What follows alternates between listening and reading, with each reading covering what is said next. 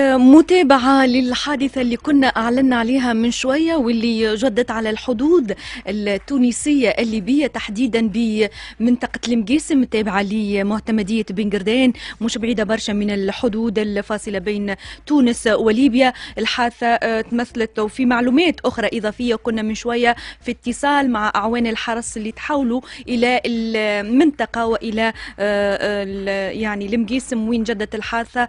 يعني كنا معاهم الحقيقة حالة من التوتر والفزع اللي حاليا موجودة بالمنطقة، والمعلومات والتفاصيل الجديدة تفيد أنه عصابات مسلحة ليبية تشتغل بالتهريب قامت بالاعتداء على أعوان الحرس الوطني تابعين للحرس الوطني ببن قردين. وقت اللي قاموا بملاحقتها يعني أعوان الحرس ما كانش يعلموا اللي عندهم المجموعة المسلحة هذه عندها الأسلحة، ف يعني قاموا بالاعتداء عليهم بتوجيه الأسلحة وطلق النار على الأعوان هذوما. ثم 3 من الأعوان تمكنوا من الهروب، وللأسف يعني واحد منهم مصاب يعني إصابة خطيرة وحرجة، إن شاء الله بالشفاء ليه وإن شاء الله نتمنوا له الصحة.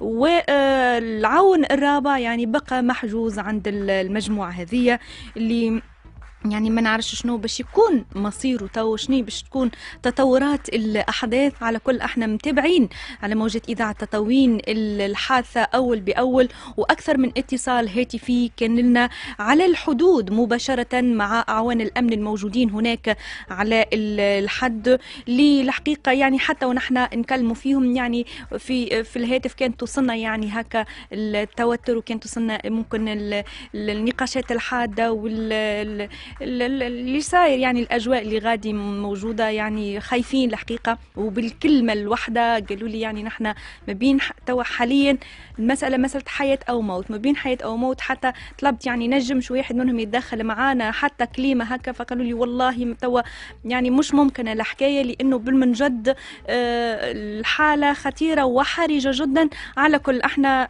ما زلنا متابعين معاهم بالاتصال الهاتفي، نجم نتصلوا مرة ومرتين وثلاثة باش يهزوا علينا، لأنه نعذروهم طبعا الحالة اللي هم فيها حاليا.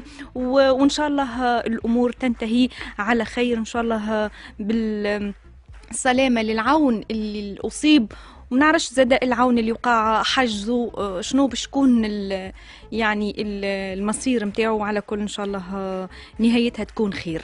هذايا فيما يخص الحادثة اللي جدت من شوية في المقيسم على الحدود التونسية الليبية.